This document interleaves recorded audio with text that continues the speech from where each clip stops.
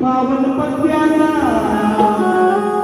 हे जाणतो बोलवाला सत्याचा उत्तर द्यावे समाज माझा नित्याचा यावे विद्याभ्यास करून जावे जावे जावे